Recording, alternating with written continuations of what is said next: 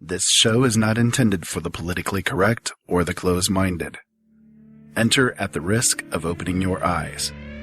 You have been warned.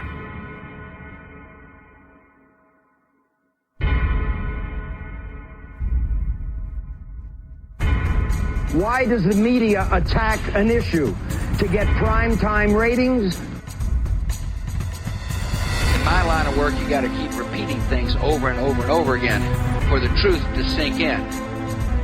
The Army Air Forces has announced that a flying disc has been found and is now in the possession of the Army. A moment comes when we step out from the old to the new, and when the soul of a nation, long suppressed, finds utterance.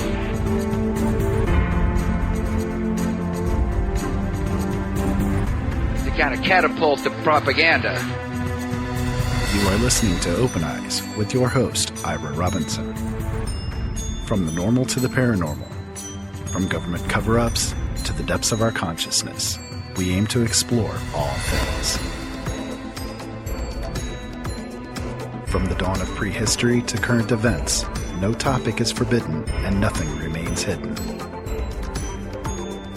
No more secrets. Open your eyes and open your mind to the fact that life as we know it is not as we have been taught.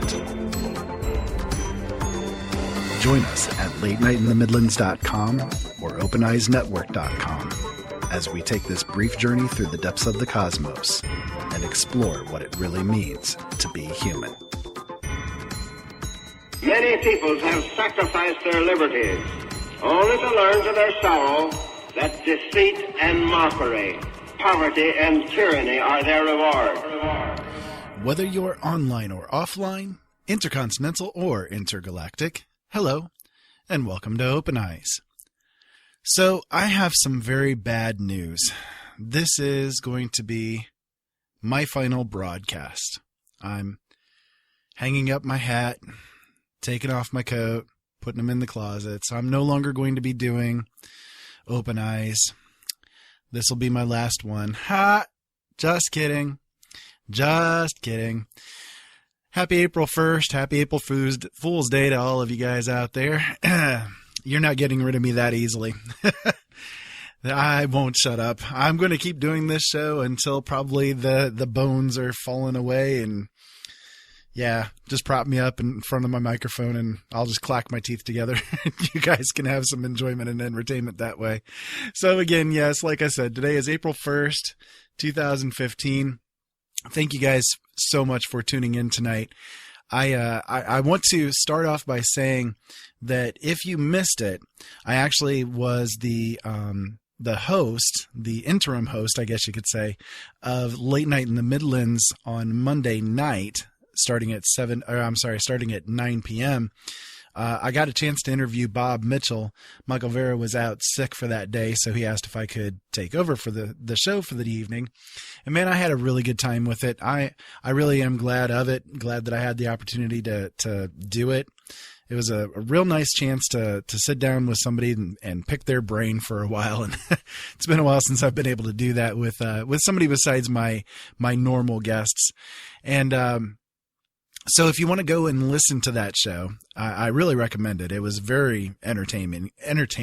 We talked about alien encounters and UFOs, and he's the lead investigator, a senior investigator for MUFON, Canada, and just absolutely fascinating conversation. You can go to LateNightInTheMidlands.com and go into the archives there and listen to the show. And I think it was a really good one. I definitely recommend all of you guys going and taking a listen yourselves. So before I begin the show entirely, tonight's show was originally supposed to be about the old world order versus the new world order. And I know I've been trying to do that particular subject for a couple of weeks now. The reason why I've actually held off doing it and why I'm not going to do it again tonight is because I've been waiting for my good friend Ryan Gable, who is the host of The Secret Teachings, which can be found at thesecretteachings.info, as well as aired on Late Night in the Midlands on Sunday nights starting at 9 p.m. The subject is one that both of us have had a lot of research into the old and the new. And I thought that it would be a great opportunity to pick his brain and to have an interesting conversation between the two of us on that topic. And he ended up getting sick last week. He was pretty much down for the count for the weekend, and he's still kind of recovering from it. And we're hoping that things can be arranged that we will be able to have that conversation within the next couple of days so that I can make it available for you to listen to on Friday. If we don't get a chance to record that for Friday, I will cover a different topic. And if so, I'm not sure what it will be, but you can check on our Facebook page, which is at Open Eyes Network for Facebook, or you can go to openeyesnetwork.com and I will let everybody know what that particular episode will be about, if it's not the old world order versus the new world order. But tonight, I'm going to cover the topic of the American Nightmare, or American Nightmare, however you want to put it. And I think that it's going to be a fascinating subject for you guys to listen to. So I'm looking forward to bringing you a whole lot of stuff tonight. So before I get to that, which I will get to after the break, of course, as I usually do, I have some news that I wanted to cover. The first one, and unfortunately this is not an April Fool's joke, but this is a very sad story. 35-year-old Letitia Fisher, mother to young Gabriel Ortiz Fisher, took her son into the 5-Borough Burger bathroom at around 2:25 p.m. on Monday, according to police. After Fisher had been inside the bathroom for an unusual amount of time, and as the lines to the bathroom grew longer, an employee went in to check and was horrified by what they found. Fisher was caught holding her hand over her son's mouth. Foam was coming out of the toddler's nose and mouth. Fisher said, "I put my hand over his mouth to put him to sleep." Fisher also spoke of hearing the devil's voice. Fisher even tried to push employees away as they attempted to perform CPR on the lifeless toddler.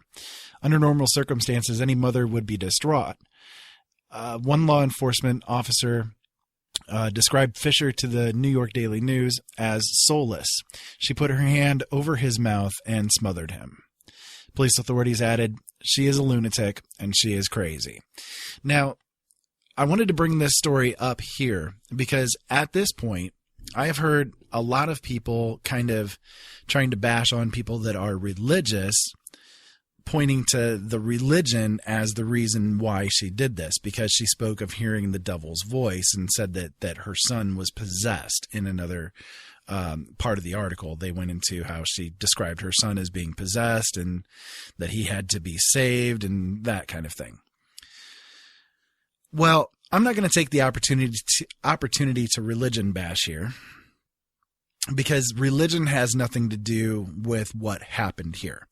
Crazy had to do with what happened here. And no matter whether you are religious or whether you are, somebody that is atheist or whatever it is, it's not going to, that particular thing is not particularly going to lead you to smothering your 10-month-old baby child. Okay. Crazy will. And I've known a lot of mothers over the years who have been in that particular type of frame of mind. It happens. A lot of times it is actually a form of postpartum depression that they will literally lose their minds. They will go insane, essentially. And I think that is what happened in this case. She just used the religion basically to latch onto with her crazy. But the religion is not what drove her to it. And, I guess I wanted to bring this up as an opportunity to say, hey, I don't always religion bash on my show. I get messages sometimes from people saying, well, you talk about religion too much and you bash on religion too much and all of that kind of stuff. And granted, I do talk about it at least semi-frequently, only because I have such a deep background in it and a passion to talk about it. But I try not to bash the people who are religious in and of themselves just for being religious. I mean, to me, that's silly to do, but, anyway, so I thought that I would bring this up because it's kind of a chance to say, hey, See, here's a chance for me to religion bash, and I'm not going to do it. It's just a sad story overall. And like I said, it's not religion that drove her to it. It's crazy that drove her to it. So when you read stories like this, you know, that's kind of the first thing that you have to consider is that it may not necessarily have been the religion itself that caused the issue. Parents of primary school children have been warned that they could be reported to police or social services if they let their children play violent or sexual video games. A group of 15 primary schools and one secondary academy in Cheshire sent the letter warning adult-themed games such as Call of Duty and Grand Theft Auto could lead to early sexualized behaviors. A quote from the letter: "Several children have reported playing or watching adults play games which are inappropriate for their age, and they have described the levels of violence and sexual content that they have witnessed. Call of Duty, Grand Theft Auto, Dogs of War, and other similar games are all inappropriate for children, and they should not have access to them." Another quote: "If your child is allowed to have inappropriate access to any game or associated product that is designated as 18 plus, we are advised to contact the police and Children's Social Care as it is neglectful." The letter also warned against giving young children access to social media, including Facebook and WhatsApp, because it leaves them vulnerable to grooming for sexual exploitation or extreme violence. Now, I know that I've talked at least once before about video games. Now, just to give you guys a background, I'm a gamer. Okay, that's what I do in my spare time when I'm not doing research, when I'm not sleeping, when I'm not spending time with my family. I don't watch TV. I play video games. And I don't play them on consoles because I can't see the television, but I do play them on my computer. I'm a big gamer. I've been gaming since I was 8 years old, okay, both on computers and on consoles. It's just what I do, right? It's my way of relaxing. There have been a lot of people that have come out over the years trying to claim that video games are a dangerous thing and that they warp children and that they cause issues and that they cause people to become more violent, more sexualized, more blah, blah, blah. Lots of people have come out over the years saying this. They said the exact same thing about rock and roll. Okay, that was what was driving teenagers to have sex and all of that kind of stuff. Well, no, they're teenagers. They're going to have sex. There's hormones. That's what drives it. That's what the driving force is. There's no there's no trigger that causes it to happen. It's called puberty, and it's called that's what happens. Okay. Anyways, regardless of that, like I said, people over the years have tried to come out and say that video games are a problem, that they are what is causing the social structure to break down and all of this kind of stuff. Well, it's an abject lie. Okay, I'm just going to get that out face forward. It's an abject lie. There have been many studies over the years that are delving into exactly this subject, and not a single one of them has come back and said that the answer to this was video games, that video games actually cause any of this kind of thing to go on. It doesn't happen. Okay, again, if something does occur and they do latch on to it like as a video game, they say, oh, well, the video game made me do it. No, the video game didn't make them do it. Crazy made them do it, just like in the story of that I said earlier. It's not the video game that does it. It's not the religion that does it. It's not the environment that does it. It's the person that does it. It's the crazy that does it. And people have got to stop blaming other things and actually start looking at the actual problem, which is the person themselves that is causing the problem. You know, otherwise we have the situation that we do have right now in this world, where people do not take responsibility for their actions. They don't take responsibility for their actions because they're blaming everything else. Oh, the video game made me do it. The devil made me do it. No, you did it. Quit your bitching and quit your lying and actually admit to what you did. You see what I mean? So I just kind of wanted to get that out there because the two stories kind of relate together.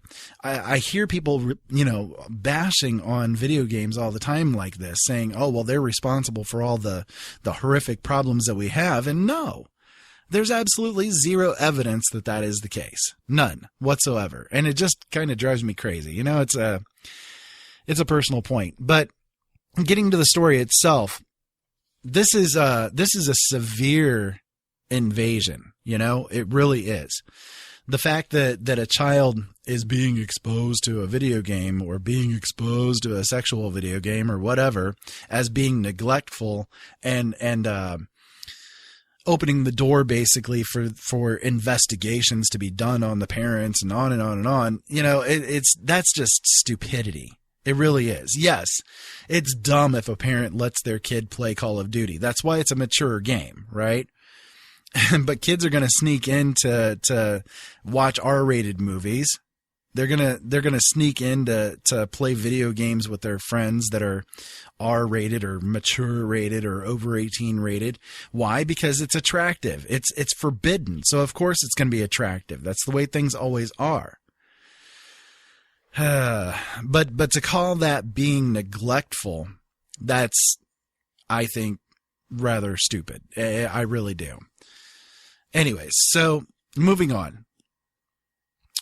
President Barack Obama on Tuesday released military aid to Egypt that was suspended after the 2013 overthrow of the government in an effort to boost Cairo's ability to combat the extremist threat in the region.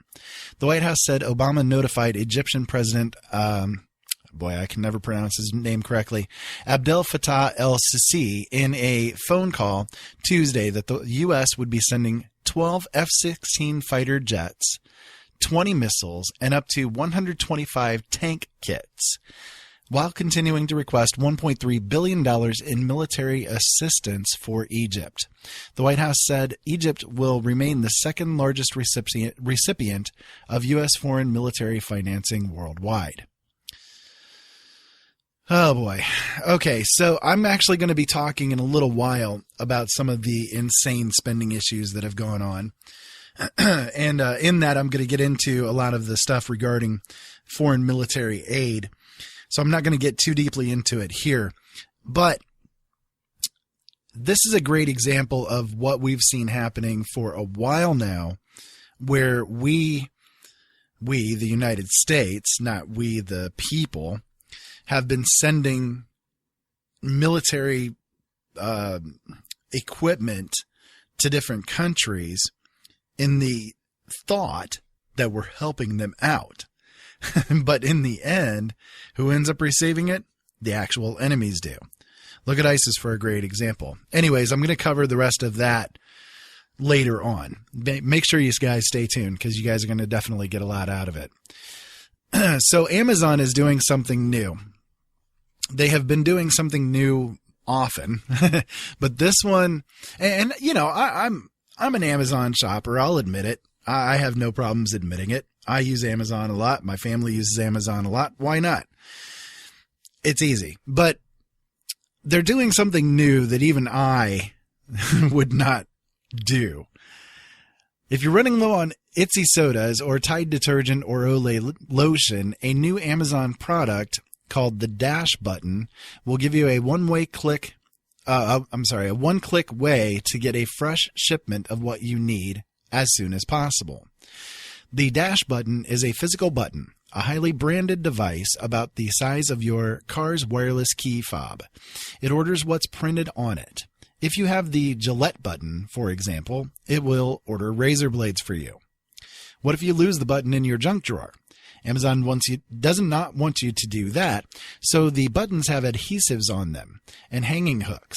You stick the Gillette button inside of your medicine chest, the Tide button on the side of your washer, the Huggies button on your diaper pail, and when you're running low, you hit the button. A white light illuminates, then turns green to indicate that your order has been placed. And if you press the button while the order is already in transit to you, Amazon does a smart thing. It does not place a duplicate order. It sends a note to your phone saying that the extra order was not processed. Well, isn't that nice? So This one, I would never have anything like this in my household. I will say that right now. Why would you need something like this? Really? I mean, what would be the purpose? Is it just because you are so freaking lazy that you can't walk over to your computer and go to Amazon.com and click on order now or something like that? You have to actually have a button there to hit the button and, oh God, I'm out of diapers. I need to get diapers right now. Click. I mean, oh man. Okay. So Amazon's kind of taking the cake with this one. I think this one is a little nuts. Like I said, I'm in agreement with Amazon on a lot of things that they do. I mean, you know, they're a business. They're there to make money. And yes, there's some kind of shady things that go on with them, but you know, if shut-ins had this kind of thing, you know, Amazon-wise years ago, there'd be a lot less, you know, there would have been a lot less problems for people like that. And me, as somebody that can't get out and drive, for instance, it's very convenient for me because then I don't have to worry about relying on other people to get me where I'm going or to get the stuff that I need, basically. Yes, my wife can drive us around and all of that kind of stuff, but you get the idea. Amazon, you know, in places like this, the whole drop shipping kind of thing, it really is a good benefit of our society these days. It's convenient and it works, and why not, you know? And of course, again, they're out to make money, so they're going to do everything that they can do to try to do that, which includes creating things like this. Anyways, so I wanted to bring that one to your guys' attention. I didn't know if you guys had heard about that one yet or not, but I don't know. Amazon, I think you've gone a little weird on that one. So the next one that I have for you guys, a package of police oversight bills introduced in the Colorado legislature includes a measure that would impose up to $15,000 in civil penalties if a law enforcement officer seizes or destroys a citizen's recording or interferes with someone trying to film them. A quote from the Representative Joe Salazar, which is the person who sponsored or is, you know, co-sponsoring this bill. He said, primarily it came up as a result of the number of news reports that we've been seeing about police officers telling people, give me your camera, or taking the data away, and that is unacceptable conduct. Salazar said that House Bill 15-1209 or 90, has support from both Democrats and Republicans and is not intended to penalize police. It takes a very special person to be a police officer, Salazar said, and we want to honor them, but at the same time, we have a few bad apples who need to be aware that their conduct now has major, major consequences. Now, the first question would be, who exactly is it that's going to be paying the $15,000? Is it the individual police officer themselves that is going to have to be paying this $15,000 debt, or is it just something that the police force themselves are going to have to pay for? Because if it's the police force themselves that are going to have to pay for this, then it's just coming right out of the people's pockets, and it does absolutely no good. There is no recrimination against the police officer themselves for doing something like this, you know, for breaking basically the Constitution in every way, shape, and form by trying to force the freedom of press and the freedom of speech to be suppressed. So that would be the first question that I would ask. Now, the second thing is a bill like this definitely is good. It's a great idea, and I think that every state should implement something like this, and actually on a federal level, something like this should be implemented. It should be guaranteed that a person carrying a camera around is not going to be harmed just because they are recording a police officer. This type of thing happens a lot where cops will go up to somebody that is filming them.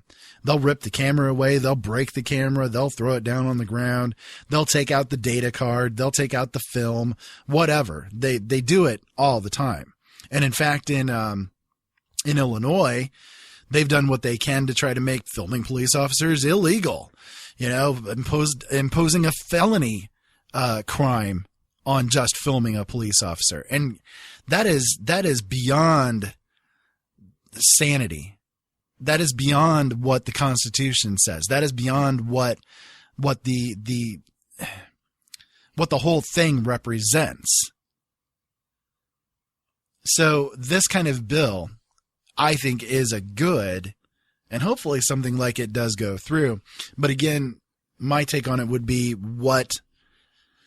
who exactly would it be that would be paying for it, basically. Now, the last article that I have for you guys, and this one is, I think, a big one as well. On Monday, Cupertino, California became the first West Coast city to offer AT&T's Gigapower, which promises internet speed so fast that customers can download 25 songs in less than a second. Now, I'll tell you, that's hyperspeed. That is pretty freaking fast. Anyways, but that speed comes at a price, $139 a month, or $110 a month for those who allow AT&T to monitor their browsing habits. With its Internet Preferences program, AT&T hopes to turn customer data into extra revenue. The company plans to compile the information about online activity, such as what users are Googling, which sites they favor, and what products they click on, to sell higher-priced, personalized advertisements. Now, this is exactly what I have been telling you guys all along. Not only has been going on, but is going to be going on with the net neutrality stuff. I have been saying for a long time, go back in my archives, OpenEyesNetwork.com, listen to some of my archived shows, especially the ones that I talk about the internet. I talk often about how they collect your data and they sell it to third parties so that they can be able to better advertise to you. More personalized advertising means that you are going to be more likely to click on that advertisement. It is big business. It is big money. And of course, AT&T was one of the big ones that was fighting to enact this whole quote unquote net neutrality stuff. And here we have the results of net neutrality, of that whole bill being passed. You have them saying, well, we now can give the people an option to not reduce their speeds. They can have just the same amount of speeds that they want, but we're going to reduce the price by watching every single thing that you do, collecting every single thing that you do, and selling every single thing that you do. Don't do it, people. And if you're on AT&T and you're anywhere on the West Coast, leave them. Seriously, leave them. That's exactly what I would do. You don't need to give them that money. This company is horrid, horrific. This is an absolutely terrible thing to do. And of course, most people are going to jump on it because they can save a buck. That's what America is all about. Speaking of what America is all about, we need to take a break, and when we come back, we're going to talk about what America is all about, and hopefully you guys will get a lot out of it. So stick around with us. We will be back in just a few minutes. Ben Franklin said, if you do the same thing tomorrow as you did today, you're going to get the same tomorrow as you got today. Changing the world starts with you, and changing you starts with changing the way you think. Late Night in the Midlands can help. Listen to all of our shows at latenightinthemidlands.com, because things really do need to change.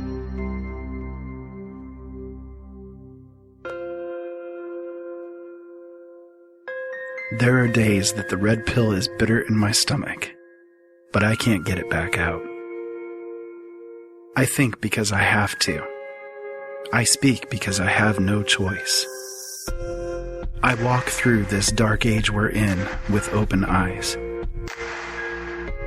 Listen to Open Eyes on latenightinthemidlands.com. And together, maybe we won't stumble and fall. The L&M Radio Network and Late Night in the Midlands depends on you, the listener. Without you, there would be no us. So help us continue to bring you the best guests with the best information, and subscribe today. Information on becoming an L&M subscriber can be found at the top of latenightinthemidlands.com. Just click the About Subscriptions tab and become part of the family while helping the truth stay alive. And while you're at it, maybe subscriptions aren't for you. A one-time donation helps as well.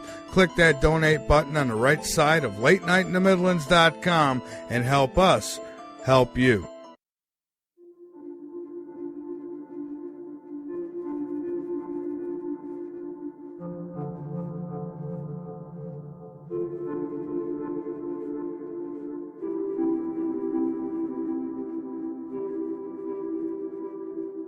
We will begin by closing your eyes and begin to visualize a clear mountain stream. Sometimes this will remind you should have urinated before starting. If this is the case, stop the tape and go take a leak. Let the troubles of the day leave your life. Let your anger be free like a fart in the wind. A very peaceful spiritual fart flowing through you and joining the greenhouse gases in the atmosphere of the planet you are helping to destroy. But back to the peaceful meditation. Let go of any anger you may have. You might not feel the anger right now. Perhaps the anger is from something that happened earlier in your day. For example, you may be a spiritual writer or a famous person that is driving to a lecture. You might have, and you may have stopped at the gas station, and the zit-faced little punk behind the counter cops an attitude to the point where you want to bust him in the face. It is agreed not a very spiritual thought at the time, but gratifying nonetheless. Instead, visualize the resulting lawsuit and damage to your career. Imagine now that you are a big purple dinosaur named Barney, and you love everyone. I love you, you love me, you sing it all day, because you are totally purple. You now should be visualizing a light around you, and you will soon see in a moment the answer to why we are here and what is the meaning of life is. This concludes Side 1. Please flip the tape over.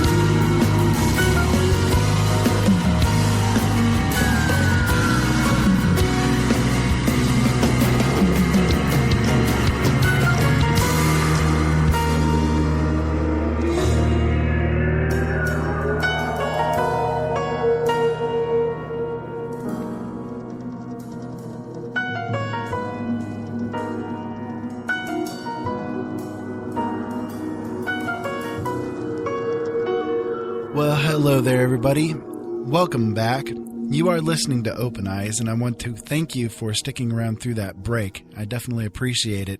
My name is Ira Robinson, and tonight I wanted to talk to you guys about a little thing called the American Dream.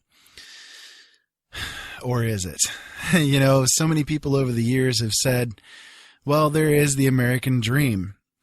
There's this perfect vision of what America is supposed to be about and what everything is supposed to be, you know, leading us to, and all the different things that we're supposed to follow. But is it really an American dream? Or is it more like a nightmare? This country was allegedly founded to be a place of freedom and democracy. But we have less of that here now than a lot of other countries do around the world.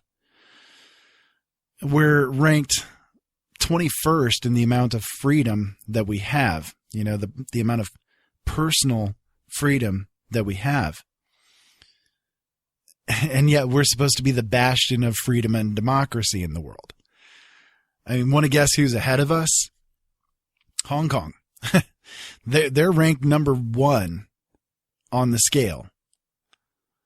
Singapore, Australia, Switzerland, New Zealand, Canada, Chile, Ireland, Denmark, those are all ahead of us in the amount of personal freedom that is given to the people. I mean, how is that for sad? And, you know, think about the way that America itself was founded, and it's supposed to be this, again, kind of bastion of freedom and democracy and equality and on and on. And yet, how did we start out? We started off in blood. We started off in destroying everything that was here. And we continue to do so to this day. I guess, you know, I have a personal story or take or whatever you want to put to it, in that, you know, personal stake, a dog in the fight because of my heritage. Those of you who don't know, I am essentially almost entirely full blood, Miami Indian. So for me, there is sort of a dog in the fight when it comes to that idea. America was founded on this darkness, this death and destruction of the people who were here. So we essentially have, from that point forward, carried that with us. We've carried that into the future, that this was how it began. And you could almost look at things as being that this is how it's continued on. You know, when in the 240-ish years or whatever of America's existence. Sorry, I can't math in my head that quickly. And we have essentially only spent about 35 years worth of time not at war in one way, shape, or form. For the rest of the time, 35 years, for the rest of the time, ever since America's inception, there has been one war or another that America has been involved with. And again, this is supposed to be the American dream. That's more like a nightmare to me. We're ranked 49th for the amount of press freedom that we have in this country. And yet our Constitution says, first thing, freedom of the press and freedom of speech. Oh, but we have those free speech zones. Those make up for it, I guess. And for those of you who don't know what a free speech zone is, it's essentially an area that is set aside at any kind of different events or actions or anything like that that are taking place. They're little squared off zones that are usually far away from where the actual event is taking place that people can go to, and they have the right to,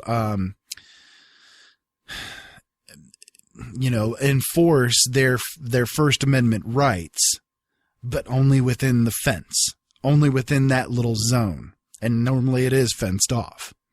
Only within that little zone do you have the ability to express your freedom of free speech. And it's only there where the press people are allowed to go. I saw that a lot during the protests that were going on with Ferguson and with New York, for instance. There were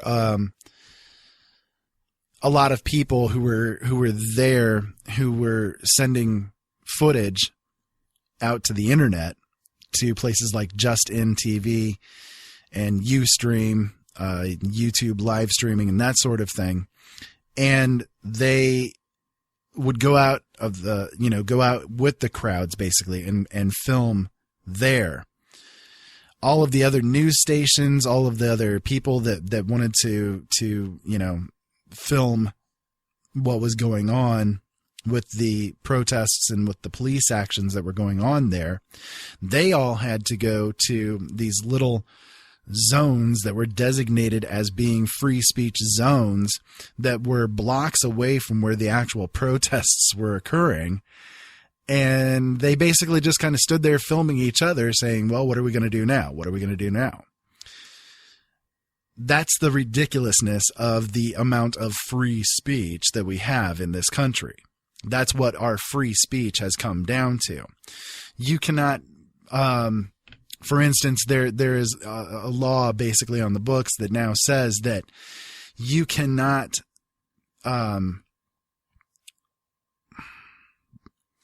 confront a politician, or let's say a congressman or a senator or the president or anything along those lines. You cannot accost them and you cannot confront them within 100 yards. You cannot be basically within 100 yards and be able to confront them, you know? I mean, that's again how sad it is. 100 years ago, if the president was walking down the street, you could walk up to the president that's walking down the street and say, hey, I don't agree with you with this and this and this. And of course, people have ruined that apparently. At least that's what the claim is.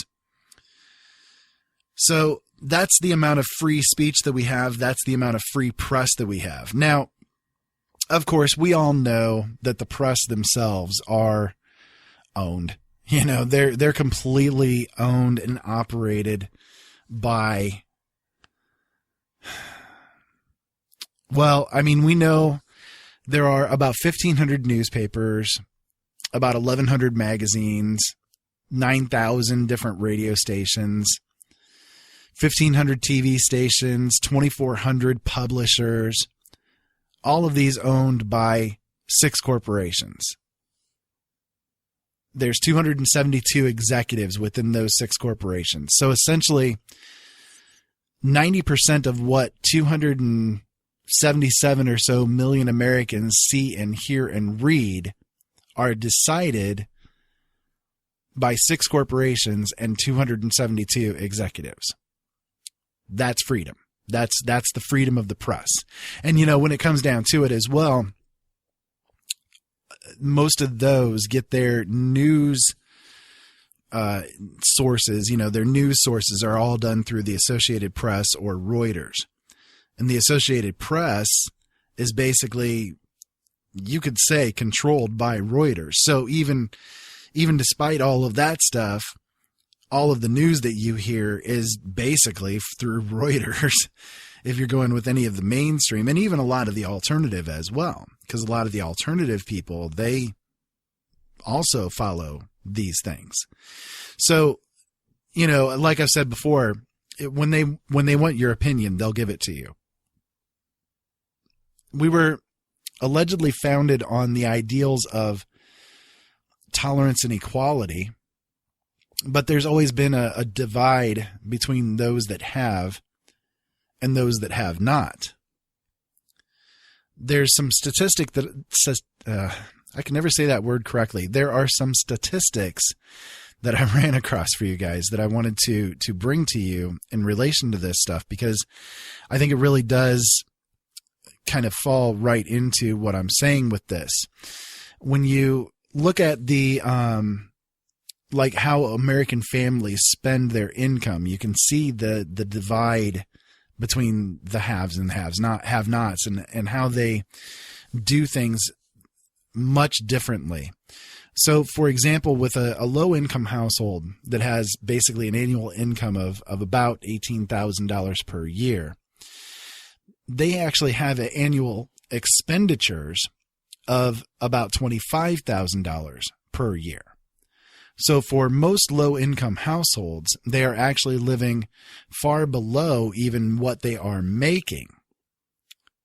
And this is a proven number, by the way. This is a proven statistic for you guys. The average annual income of $18,000 has an annual expenditure of about $25,000. About $10,000 of that simply goes to housing. So, I mean, literally more than half of what they make in a year goes just to having a house. That's a pretty big disparity.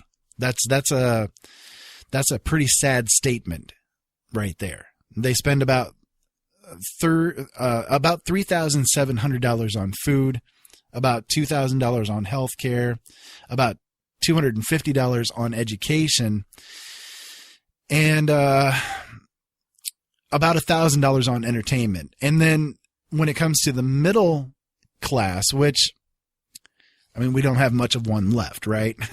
But when it comes to the middle class that is left, with an annual income of about $65,000, they have annual expenditures or annual outputs of about $50,000. So there's as you can see, a pretty big difference between how the poor live and how even the middle class lives. For the middle class, their most expensive expenditure is in transportation. They spend about $8,000 or so every year on transportation. Now, granted, their housing costs are more, but they're only about $16,000. So for the poor, they spend actually half that much on transportation. So they spend about $4,000 on transport, whereas the middle class spend about $8,000. But the middle class, even though they make so much more money, they only spend about $6,000 or so more money each year on the housing that they have. And that is right there, I think, where a large amount of the disparity comes in. They spend about $2,500 on entertainment, and they spend about $3,000 or so on healthcare, and another $1,000 on education. So again, the poor get kind of less education, they get less healthcare, less entertainment, but they're spending more than their I guess you could say fair share on just housing alone. Now, as far as the wealthy are concerned, when you look at the statistics that are there for the wealthy, for families that have an annual income of about $250,000 per year, they have expenditures of about $120,000 per year. So with the other classes, so you have the low income and the middle income, they spend about either almost twice as much as their annual income, or about 2/3 of their annual income on housing and such. For the wealthy, they only spend about $37,000 for housing every year. That's, for the average wealthy household of about $250,000 per year. About $37,000 goes to housing. So again, there's this huge disparity that goes on between the different classes that are there. And I guess I'm not trying to say that there's anything wrong with the wealthy spending money where they do, or with the middle class and so on and so forth. I'm not trying to say that there needs to be a spreading of the wealth and all of that kind of stuff. I mean, if people have earned it, they've earned it, right? That's what it comes down to me. I believe in a free market, and I believe in free enterprise, and I believe that anybody can make of themselves what they want to make of themselves. That is part of the quote unquote American dream. But people are not taught how to do that. That's the big problem with that statement and with that information. People are not taught that, for instance, working for somebody, you're never going to get rich. It doesn't happen. You're not going to get rich working for somebody else. You're never going to get there. You have to kind of be an entrepreneur to get to that point. So, but people are not taught that. They're not taught to do that. It kind of falls, I guess, to the idea that, I'm trying to think of which president it was. I think it was Woodrow Wilson, and I'm going to paraphrase with this here. I'll have the quote for sure on my show notes for this show, which, by the way, will be at openeysnetwork.com/OE090. But the quote from this president, I think it was Woodrow Wilson, basically was there needs to be two. They want to have two different types of education within America. That with liberal education, for instance, it's important, but they only want a small percentage of the people to have access to or to make use of a liberal education. The rest are needed to be the workers and the working class that keeps the country functional, essentially. So only a small percentage basically are encouraged to push themselves at all, while the rest are basically trained to be good McDonald's workers or good Burger King workers or good Walmart workers, right? That's what it really comes down to.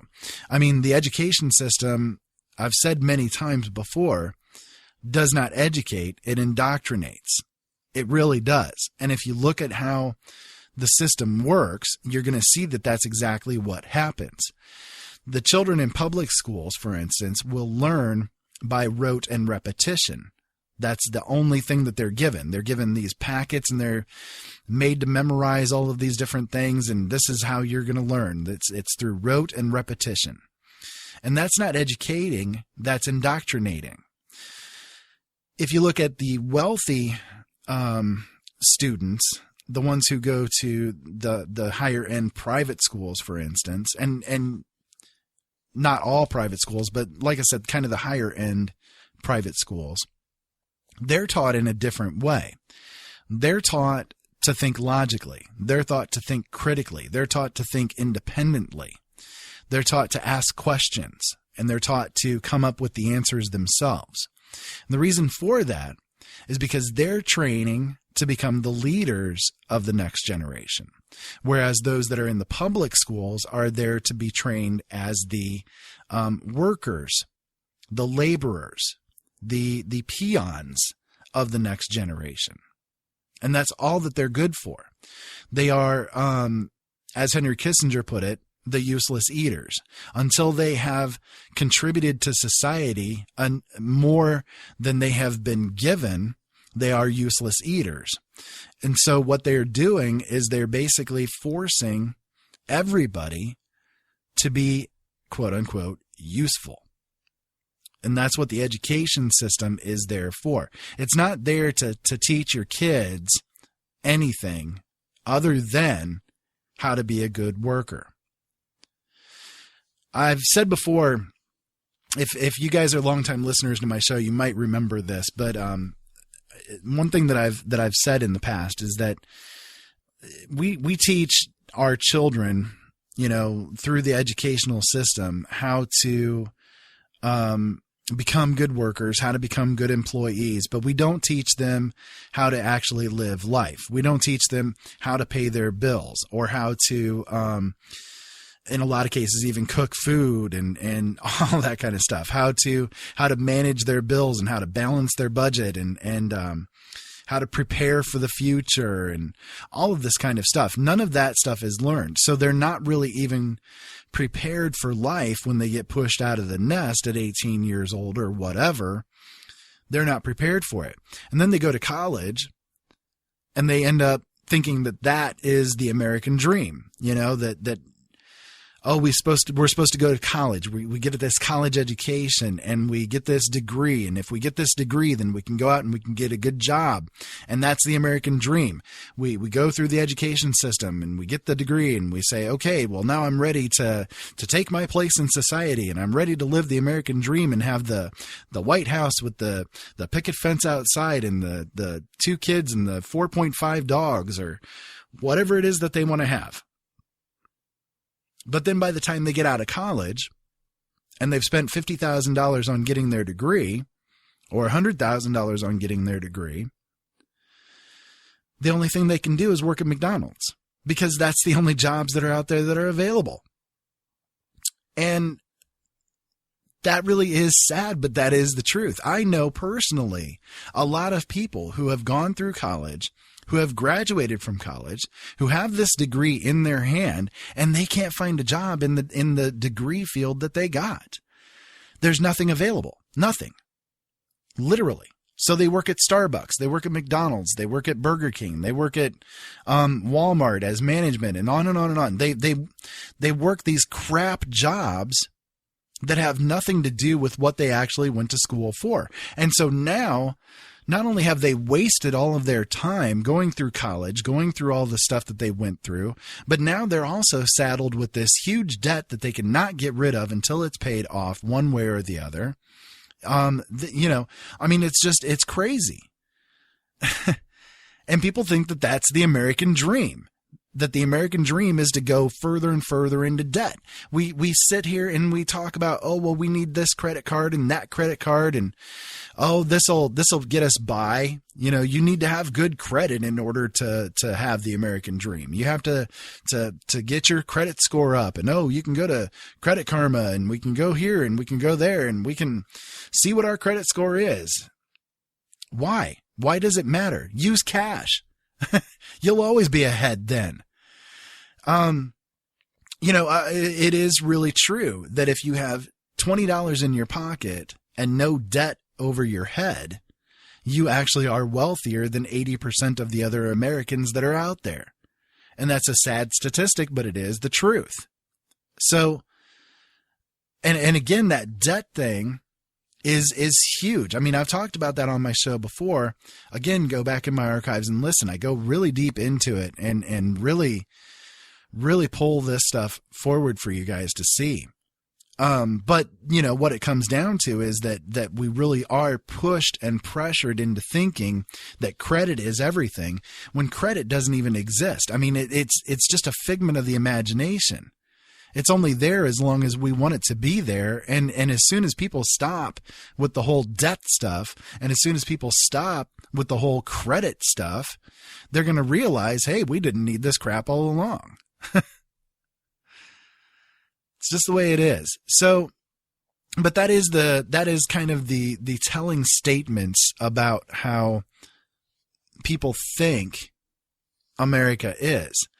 And I have some more for you guys here as well. So when it comes to, sorry for the noise there,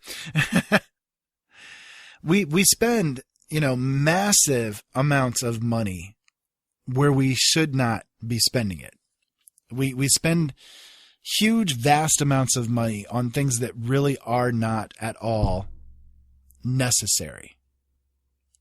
When you think about things this way, if you look at the average tax dollar, just taking this as an example, when you look at the average tax dollar and you break it down into how much cents are paid for each different thing, what you see with this dollar, for example, is with healthcare, 20 cents are spent.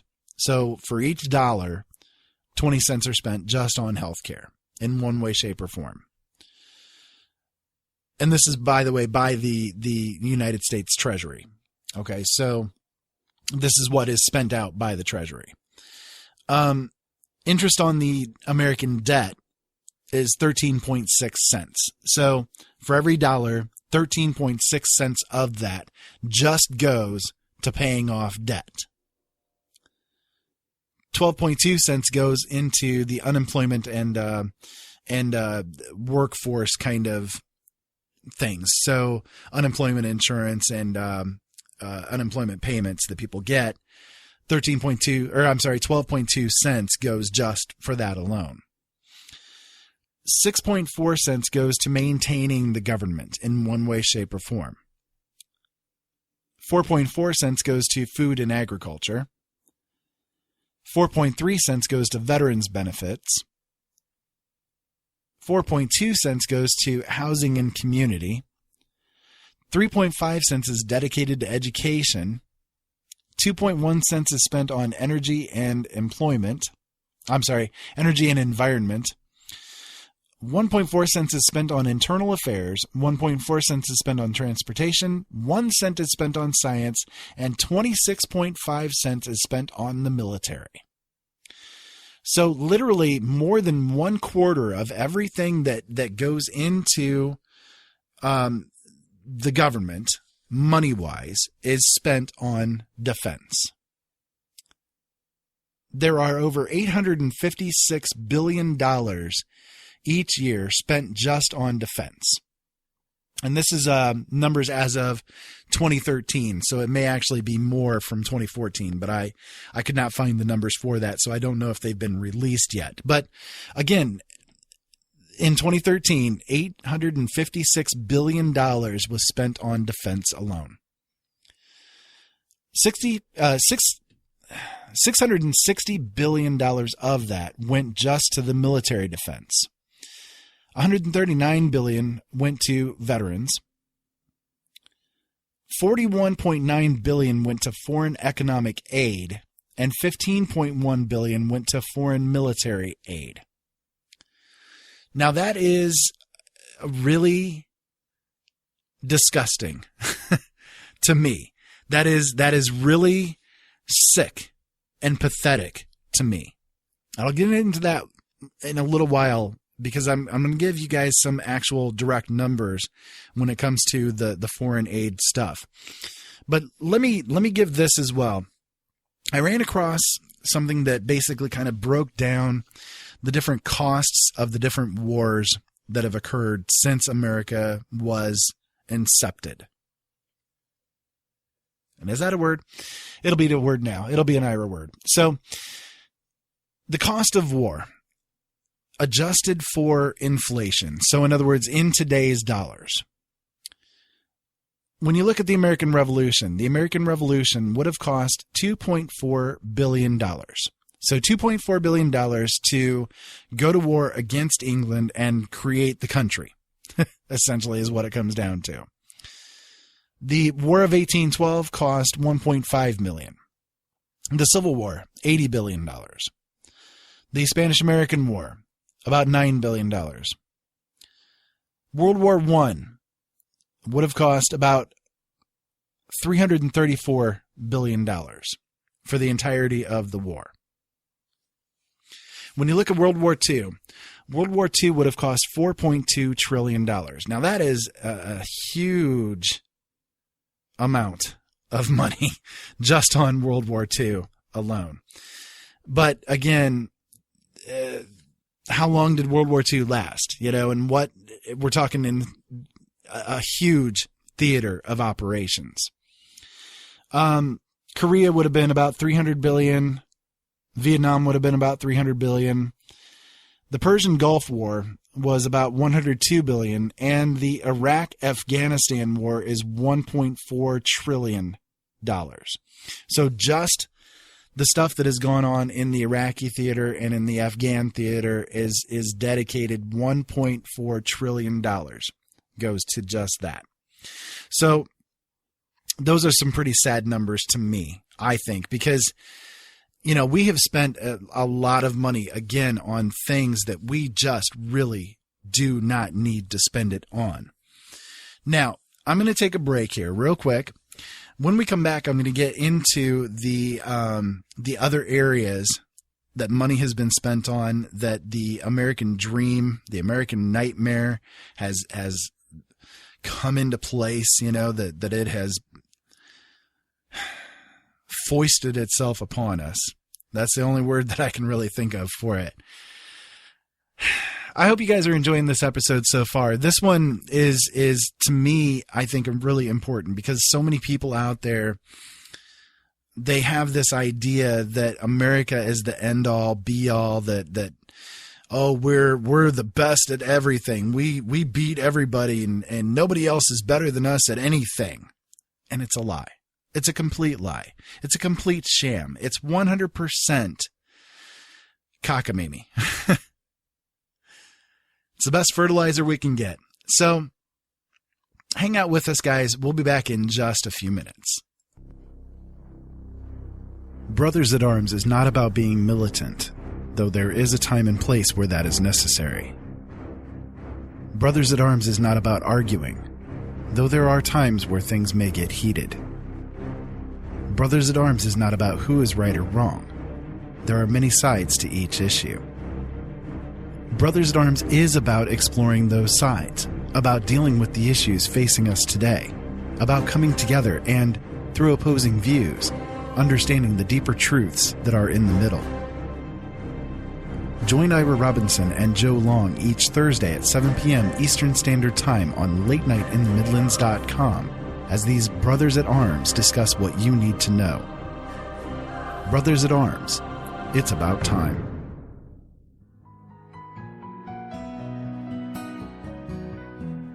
The Late Night in the Midlands radio network is deeply devoted to you, the listener. We feel it is necessary to bring you all of the information that you can use in your life. Each and every day you will find something to listen to here. And whether you come away from the shows informed, inspired, or entertained, it is our passion.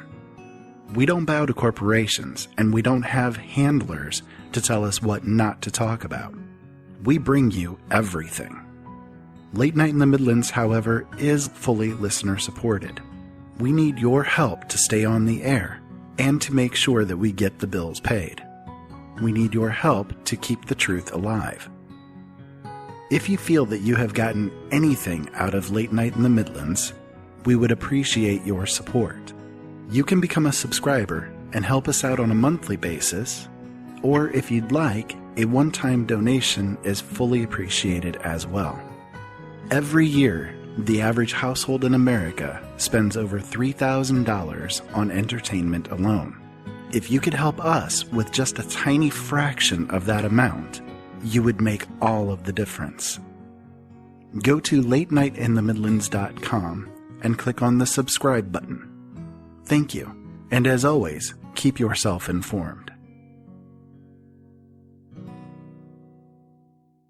How do we draw the line between protection of national security, obviously the government's need to obtain intelligence data, and the protection of civil liberties, particularly the sanctity of my home? You've got no right to come into my home. The government's been in bed with the entire telecommunications industry since the 40s. They've infected everything. They get into your bank statements, computer files, email, listen to your phone calls, every wire, every airwave. You're talking to your wife on the phone, you use the word bomb, president, Allah, any of 100 key words. The computer recognizes it, automatically records it, red flags it for analysis. That was 20 years ago. Sooner or later, you have to bring in an element of persuasion, an element of getting people to consent to what is happening to them. We are in process of developing a whole series of techniques which will enable the controlling oligarchy to get people actually to love their servitude.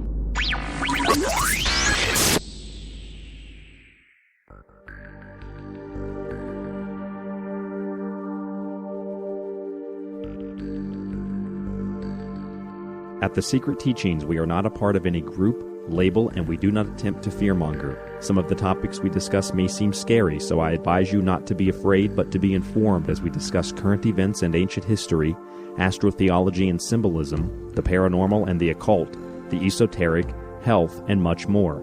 I am not here to tell you that what I say is truth, but to allow you to decide for yourself based on the evidence presented and the dots connected.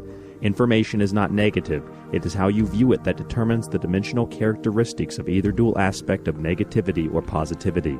Try as you might, but no amount of disinformation, propaganda, rhetoric, or trolling will change the truth.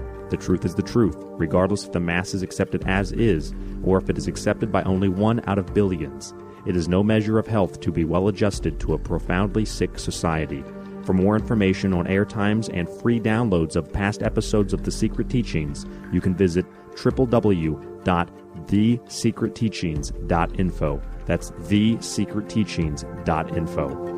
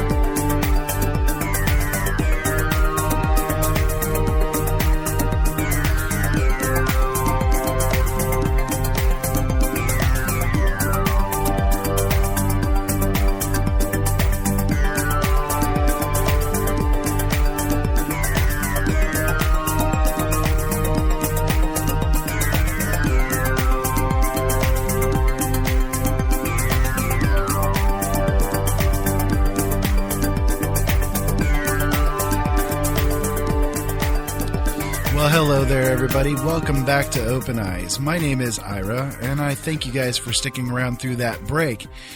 Tonight we've been talking about the idea of the American nightmare and how some of the things that we have been led to believe are true are actually about as false as you can get. And that has led to a really bad situation here in this country. And of course, I mean, this is not the only country that all of this stuff is happening in, right?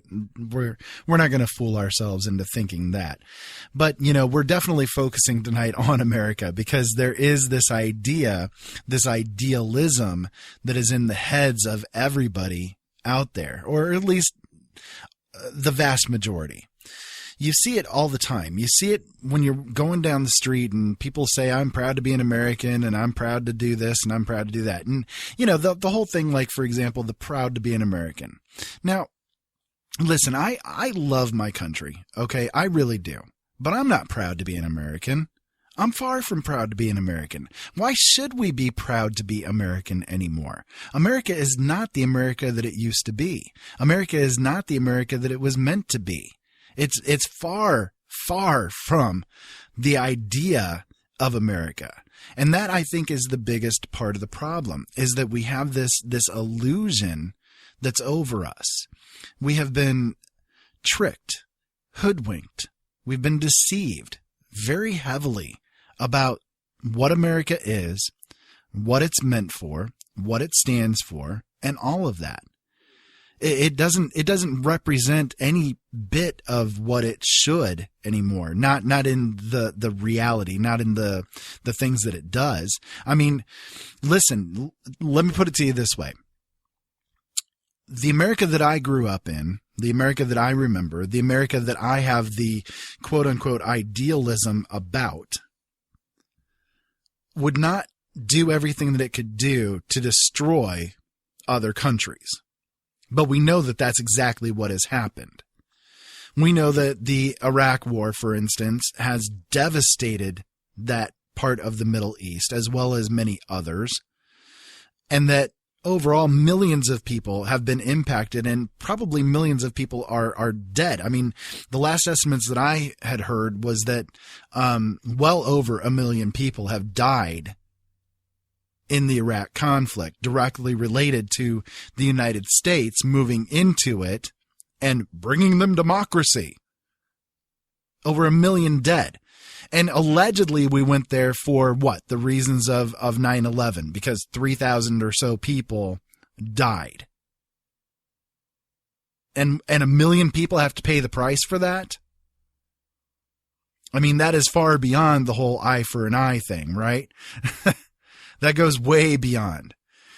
And then we get told that we're supposed to go there based upon lies. We get told that we're supposed to go there and it's all for nothing. Our people come back from there devastated and destroyed. We're doing everything that we can to devastate and destroy everything over there. That is not the America that I grew up in.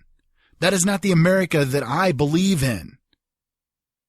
We've been hoodwinked. We've been tricked. We have the illusion of America on us. And that, my friends, is what the American nightmare is all about. The American nightmare is not the American dream. It is what we have as the reality. The American dream, you know what? George Carlin put it great, that the American dream is called the American dream because you got to be asleep to believe it. And that's exactly what it is. The American dream is not there anymore. And if it even existed to begin with, it's definitely not there anymore. We have the American nightmare now. And I call it the American nightmare because you see so many people that are out there that are vehement about America being the best at everything. The only thing we're best at, the only thing that we're best about, is the fact that we have more prisoners per capita than anyone else in the world does. And we spend more on defense than the next 27 or so countries combined do. That's what we're best at. That's the only things we're best at. The rest of the stuff, we suck. We suck. And we're supposed to be proud to be American? There's no pride left in America. None.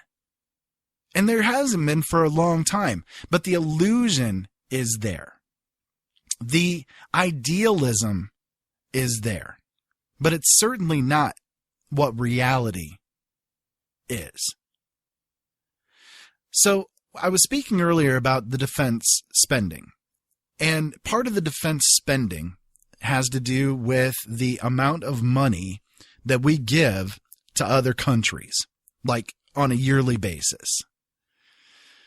Some numbers that I ran across I think are really disturbing, and I wanted to bring them to your attention because I don't know if you've ever heard these numbers before. But this is a ridiculous amount of money that your and my money goes to. Because it's not the government's money, it's ours. We're the ones that pay the taxes. We're the ones that they're riding on. Okay, so all of this stuff is our money. Each year, we give to Hamas $351 million. We give to Kenya $816 million. We've given Libya $1.45 billion. We've given the Congo $359 million, Russia $380 million, Mexico $622 million, $622 million to Mexico. And their people constantly stream over our borders saying that this is their country and trying to take us over. Obama giving every damn one of them amnesty. Now they're getting $35,000 back in taxes. $1.5 trillion are going to them so that they can get retirement. And we send $622 million to Mexico on top of it all? And you don't see a problem with this? $1.4 billion has gone to Haiti. $2 billion has gone to Pakistan. $1.8 billion has gone to Iraq.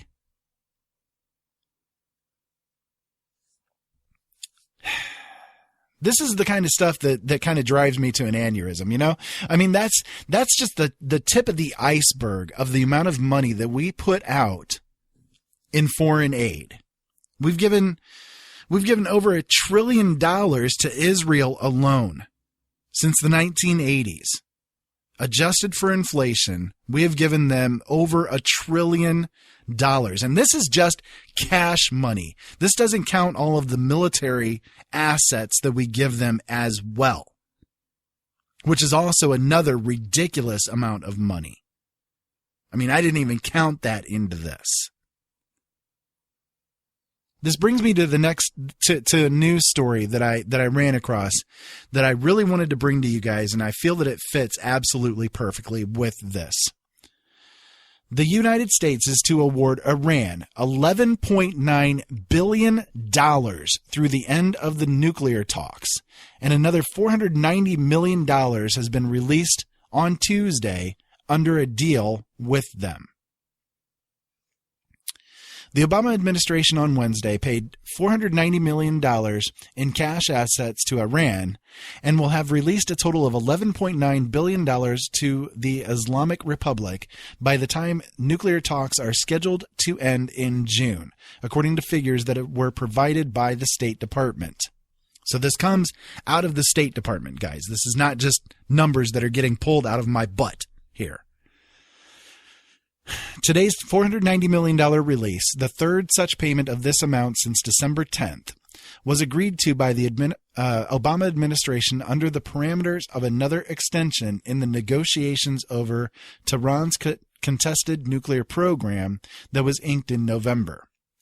Iran will receive a total of $4.9 billion in unfrozen cash assets via 10 separate payments by the United States through June 22nd, when talks with Iran are scheduled to end with a final agreement aimed at curbing the country's nuclear work, according to a State Department official. Iran received $4.2 billion in similar payments under the 2013 interim agreement with the United States, and was then given another $2.8 billion by the Obama administration last year in a bid to keep Iran committed to the talks through November, when negotiations parted ways without reaching an agreement. Iran will have received a total of $11.9 billion in cash assets by the end of June if current releases continue on pace as scheduled. The release of this money has drawn outrage from some Republican lawmakers who filed legislation last year to prevent the release of cash due to a lack of restrictions on how Iran can spend the money. These cash payments by the United States have been made with no strings attached, prompting concerns that Iran could use the funds to finance its worldwide terror operations, which include the financial backing of Hamas, Hezbollah, and other rogue entities. And remember earlier here, I just told you that we've given $351 million to Hamas ourselves. Now, this is absolutely disgusting to me. So we hear rhetoric after rhetoric, screaming and hollering from both freaking sides of the government, both freaking sides of the House and the Senate, saying, oh, we need to go to a war with Iran. We need to attack Iran. We let Netanyahu over here and into the State Department and into the ability to be able to speak before Congress, saying we need to go to war with Iran on their behalf so that they can be destroyed and protect Israel. And we have to do everything that we can do to prevent Iran from getting a nuke. So we're giving them $11.9 billion as the way to do it. So we're screaming and hollering about this country that we're supposedly going against, and we're handing them cash, hand over fist. What a ridiculous set of circumstances. And this is supposed to be the American dream.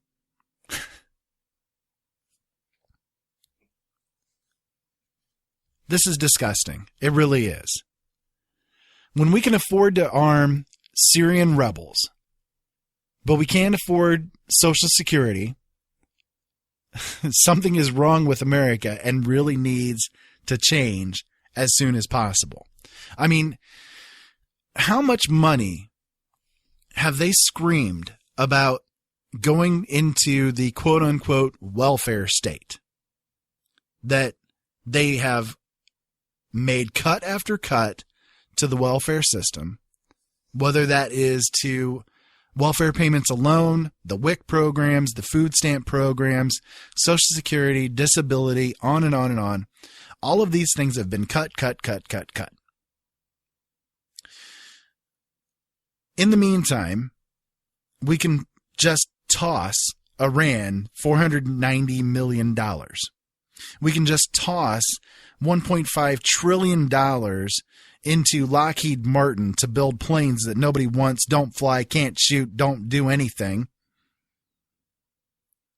But $90 million has to be cut from Social Security. $90 million has to be cut from food stamps. They have to cut the WIC program. I mean, listen, guys, do you see my point with this? We have in this country a deep, deep problem. This problem is ongoing. And will it end? I don't know. But God, I hope so. But what we have is this issue of a really twisted and bizarre mindset. It's a really sick mindset where we blame people who are the poorest for being poor. We yell and scream about how they have to support themselves and they don't want to support, they don't want to give any support. You hear that all the time from people. Oh, well, I don't want to give welfare mothers any money. I don't want to give them anything. They should make their own way and blah, blah, blah. And yes, they should. I don't disagree with that. They should. But when you at the same time take 1/4 of what you have and spend it on sending it out to other places or spend it on building up the wall around you in defense, that's kind of a twisted mindset, don't you think? That's kind of backwards to me. I mean, again, sending this amount of money, almost $12 billion worth of cash to Iran, a country that we're supposedly against in every way, seems to me somewhat backwards. And maybe it's just me. I hope it's not just me, but this is the way it is, right? I mean, when it comes to spending stuff, I have run across some really insane numbers in the past that I guess, again, it just kind of shows the twisted mentality that goes on with everything. Because, again, when you have people that are literally starving to death in the streets and you're spending amounts of money that are just vast and out of control on the stupidest of things. It's so bass-ackwards to me, and it really pisses me off, you know? It really does. I mean, the National Science Foundation used part of a $500,000 grant to develop a video game that simulates a high school prom.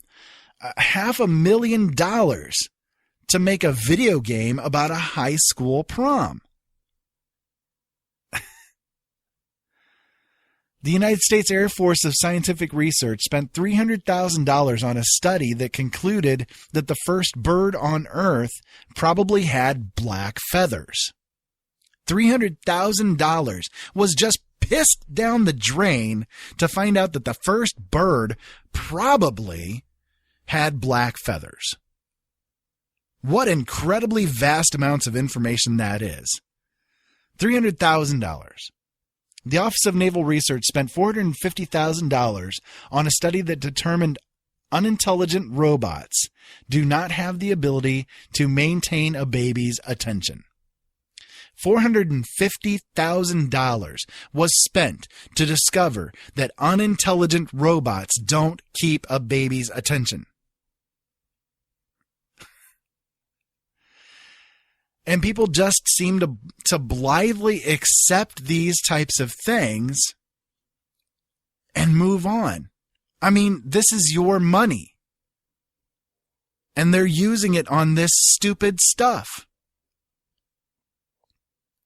The government spends $100 million every 4 years to subsidize parties just at the political conventions. $100 million spent just to subsidize the parties that go on at these stupid freaking political conventions. On the budget bill this year, they cut $90 million from the food stamp program. $90 million cut from food stamps. From the poorest people who cannot afford to freaking eat, had $90 million cut from them. But they can give $100 million to these political conventions so that they can have better parties? What is wrong with this country? A total of $146 million was paid for federal employees to upgrade their flights to business class. Now, again, $90 million cut from food stamps, $90 million cut from the WIC program, but $146 million could be pissed away to let people fly in business class instead of coach. The National Institute of Health spent $592,000 on a study that sought to figure out once and for all why chimpanzees throw poop. They're constantly crying poor mouth. They're constantly going on about how they can't pay the bills. The public is always screaming about people on welfare and people on Social Security being the problem. But then we have things like this. This is where the problem is. They're as irresponsible as it can get. And whether that is intentional or on purpose or just through absolute incompetence, it doesn't matter. Get rid of them. Get rid of them. Quit voting these stupid people in. And that's even if we have the chance to vote ourselves, right? That's even if our vote counts. Which, I'll be honest, I don't think actually happens above county level, and maybe even not then. I don't think we have much control over it, to be honest with you. But that's the kind of thing that we have. We have got to get rid of these scumbags in order to recover anything resembling the American dream and lead us away from having this American nightmare. That's what it comes down to. You know, I have a little clip to play for you guys here. This is from a news reporter that was doing an interview with police officers in Spokane, Washington. and they were talking about the MRAPs that they had there.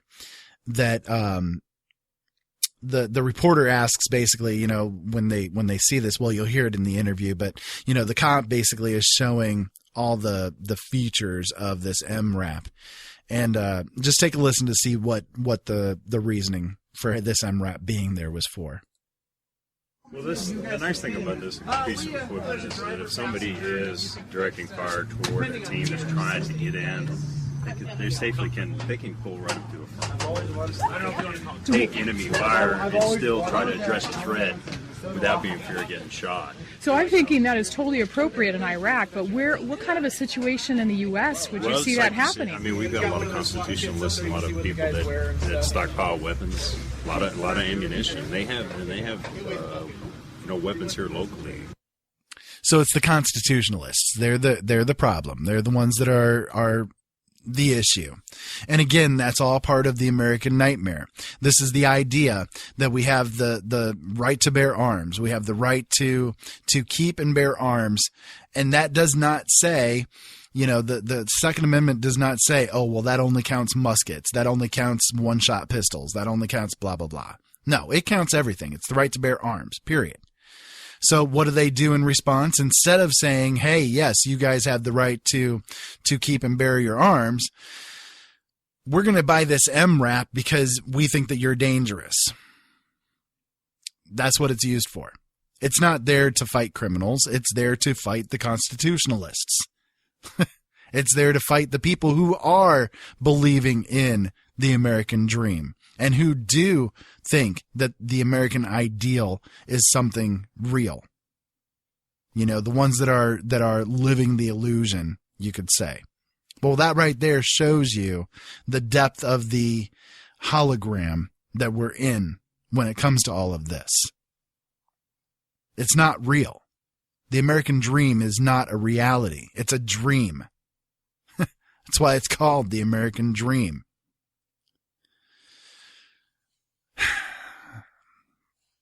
And again, we see people in America themselves falling prey to this stuff all the time. I mean, the president acts like an emperor and he rules by decree, you know, his whole executive actions. He's ruling by decree, and our representatives don't lift a finger to do anything to stop him. That's the American dream. That's what we're living with. This guy who spends more vacations, you know, more time on vacation than anybody else I've ever known of. I mean, hell, he spent more time on vacation in the past 2 years alone than I have my entire life combined. That's how this guy is. That's how his American dream is. And we foot the bill for it all. We get that privilege. We get the joy of paying for all of his vacations. We get the joy of paying for all of his golf trips. You know, his 300 plus golf games that he's played since he's been president. The millions and millions of dollars that has been pissed away on this guy just going out and playing golf. We get the joy and the privilege of paying for ourselves. Don't you feel good about yourself? Aren't you proud to be an American? Aren't you proud of that? Be proud of that, because that's what you're living with. That's what we have. You should be proud of this because you've helped make it happen. You should be proud. Be proud to be an American. Be proud to pay millions upon millions of dollars for Obama to go out and play freaking golf. The greatest dream in life for millions of people out there is to win the Powerball. That's their American dream. That's what they have in their minds as being their dream. If we could just win the lottery, everything's going to be better. If we could just win the lottery, boy, this life is going to be a lot different. Boy, I'll be living it up. This will be wonderful. And again, the fact is that if you have $10 or $20 in your pocket, you're wealthier than 80% of the other Americans that are out there. So quit worrying about it. You know, if you got enough money to pay your bills, you've got enough money to feed yourself, why worry about it? But, you know, it really, again, that is a sad statement that most people's dream is to win the lottery. Only 36% of the population can name all three branches of the government. That is a sad statement as well. I mean, 1/3. Only 1/3 of the American population can actually name all three branches of the government. That's how bad things are. I mean, can you name all three of them? That's how bad things are. That's how educated we are. That's how into our government we are. You know, how educated about how our government works. That's what we are. The government collects billions of our emails, text messages, phone calls. Nobody gets upset about it. I mean, why not? You know, I guess the social norm is to have your phone on you at all times. The new normalcy is to go to dinner with your family, sit around with your family at the dinner table, and every one of you has out your cell phones or your iPhones or your Androids, and you're either playing games or you're texting messages to each other that are sitting across the table from each other. I've seen that happen a lot. I really have. I've gone to restaurants and I have seen a family of 5 sitting there and they're text messaging each other from across the table. This is the American dream. This is what it comes down to. And again, like I said, you know, billions of our emails and billions of our phone calls and text messages are intercepted, collated, collected, databased by this government on a yearly basis. And nobody bats an eye at it. Nobody thinks there's a problem with this. They've lied to us. They've put the illusion into our heads that it's not a big deal, that it's okay. They have their shills come out and say, well, if you're not doing anything wrong, then why are you worried? That's a lie. That's an illusion. We have an endless stream of gang members, drug dealers, sexual predators, welfare parasites, Middle Eastern terrorists entering this country illegally, and nothing is done. But anybody who criticizes this is in danger of being put onto an enemies list. I mean, if you're wearing jeans, you can be considered to be a terrorist, or at least a suspect. If you fall asleep in public, or if you like cats, or if you hiccup, or sneeze, or cough, or scratch your arm, or anything will get you onto this freaking terrorist list. But if you're a drug dealer, if you're a gang member, if you're a sexual predator, if you're a welfare parasite, if you're a Middle Eastern terrorist, you can come right over the border and get amnesty and qualify for $35,000 back in tax returns and $1.5 trillion in retirement benefits. You know, you can take part in all of that too. You're more than welcome. Why not? Obama will just write you off. That's your American dream then. You know, that's the American dream for a lot of families that are out there that are here illegally. They come here illegally. They understand the American dream better than the American people do. Because what do? They come over here. They bring a family over here. They have 5 or 6 of them living in one house. And I've seen this. I know that this exact thing happens. I've talked to them before, and they've told me that this is exactly what goes on. They'll have 6 of them living in a house. All of them that can work are out working, and they get paid under the table. The money that they get will go to pay the bills that they have in that house right there. Okay. But what they'll do is they will have one of their children, for instance, one of their daughters, go out and get pregnant, and they will have the child while here on American soil. And therefore that family is now anchored here. Okay? So what they'll do then is they will take the money that they make that's left over, and they will send it to their home back in Mexico or wherever it is that they come from. And let's just take Mexico as the example. They'll send their money to Mexico to family that's still left there. That money gets collected into bank accounts down there or just, converted into currency and kept there. So then after a few years of doing this, what they'll do is they will then go back over the border, back to their original hometown, collect the money that they had basically stored that they earned here in America, and buy themselves a nice big house down there. They can make more money here than down there. And because of that, because of the way that the systems are set up to allow them to live here virtually free, they can get basically as much money as they want to get and spend it down there where the money is a lot more valuable. That's the American dream. That's the American dream for a lot of people around the world. And that's what this country has become, is essentially a feeding trough for the rest of the world. And who are the slops? You and me. Because we're the taxpayers. We're the ones that are paying for all of it. That's our American dream. Or at least that's what we're left with.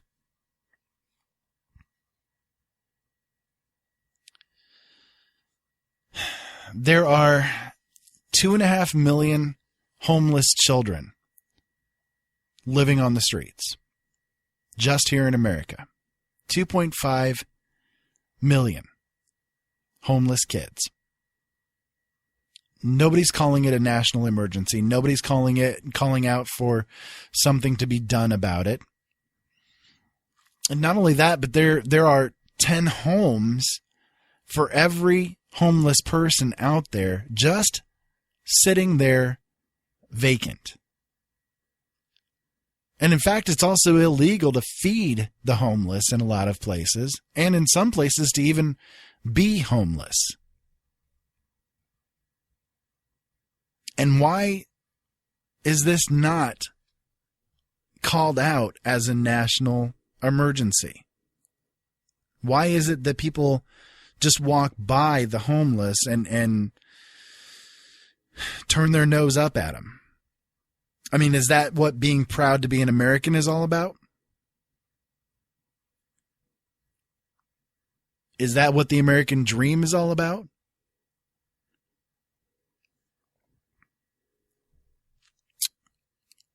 How about this one? Congress had to pass a law to keep federal workers from watching porn all day long.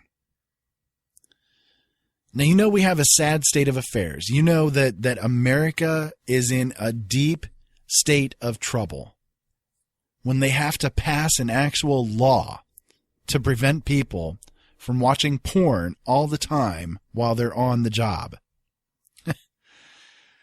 But that's the American dream. I guess that's their American dream, to go to work, be able to watch porn. And I guess this as well can really kind of be the end statement, I guess you could say, the ultimate state of America today, the American public. The American public knows more about Kim Kardashian than they do about the Federal Reserve. I mean, do you even know what the Federal Reserve is? I assume that most of my listeners are awake enough to know what the Federal Reserve is all about. But I'll give you a hint. It has nothing to do with the government. It's about as federal as Federal Express.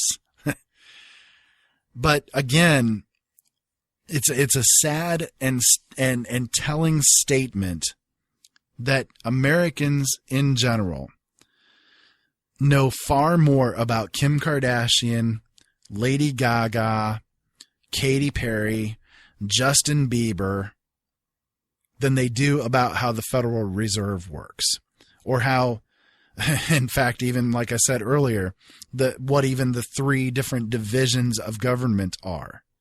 You know, something that is so fundamental to being here in America and to understanding why things are the way that they are in your life, you have no clue about. But you'll know everything that there is to know about somebody like Kim Kardashian or Lady Gaga or Justin Bieber. I mean, that is how the general public is. And again, the word you, I'm not meaning you as in specifically you. I'm not talking to you directly. I'm saying you in the general sense, right? You guys understand what I'm meaning by that, I am sure. Probably didn't even have to explain that. But, you know, still some people out there may be confused about it. But, you know, the general public, again, population, has zero clue about what actually America is all about. And that is, again, I think really part and parcel why the American dream has turned into the American nightmare. We have a country that is full of abject cowards, and we reward stupidity in this country. People know more about what goes on in the World Wrestling Foundation or Federation or whatever it may be, WWE, WWF. I don't even have a damn clue anymore. People know more about that than they do about what goes on behind closed doors with Obama. They know more about that than what's going on in Congress and in the Senate. They know more about that than they do what even happens on the local level government-wise. And yet we're subjected to all of it.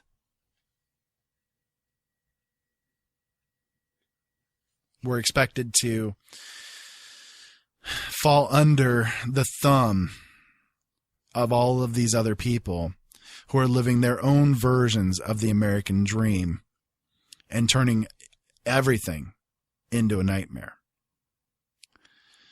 So guys, I'm pretty much out of time, and I would like it if you guys would send me some feedback about this episode. What do you think the American dream is all about? What do you think about my idea of the American nightmare as opposed to the American dream? I would really like to know. If you could send me some email, you can send it feedback@openeyesnetwork.com. I'm very, very curious about what you guys think about what I had to say tonight. This one was, I think, an important one to get out. There was a lot of information in here that I really had the need to say. And I hope that you guys enjoyed it overall. So, guys, again, I wish I could spend a lot more time on this topic, but I have I have a limited amount of time on the network. I have a limited amount of time that I can speak because my voice gets a little tired. You guys know how it is. If you want to go to the show notes for this show, you can go to you could go to OpenEyesNetwork.com/OE090. Let me repeat that again. That'll be OpenEyesNetwork.com/OE090. I will have links to all of the things that I talked about here tonight, and maybe even some videos for you guys to watch as well. If you want to, again, send me any email, send it to feedback@OpenEyesNetwork.com. I've gotten some really great feedback here over the past couple of weeks, and man, I've really been enjoying it. I really enjoy everything that you guys send to me, even you trolls. I get a kick out of it. If you want to go to my Facebook or Twitter feeds, those are both at Open Eyes Network and also at Ira Robinson for both of those. If you want, if you tune in on, Friday, starting at 7 o'clock p.m. Eastern Standard Time, I'm going to bring you the Old World Order versus the New World Order, and I'm really looking forward to bringing that episode to you. I'm going to try my best to get Ryan Gable on with me to talk about it. I think it's going to be really interesting. tomorrow, on Thursday, don't forget, there is Brothers in Arms with Joe Long and I. That'll start again at 7 o'clock p.m. Eastern Standard Time. All of the shows, again, latenightinthemidlands.com. Be sure to go there. 7 o'clock p.m. Eastern Standard Time are when my shows start, and at 9 o'clock p.m. is when all of the other shows tend to start. So until next time, guys, keep safe out there and have fun. And thank you so much for listening.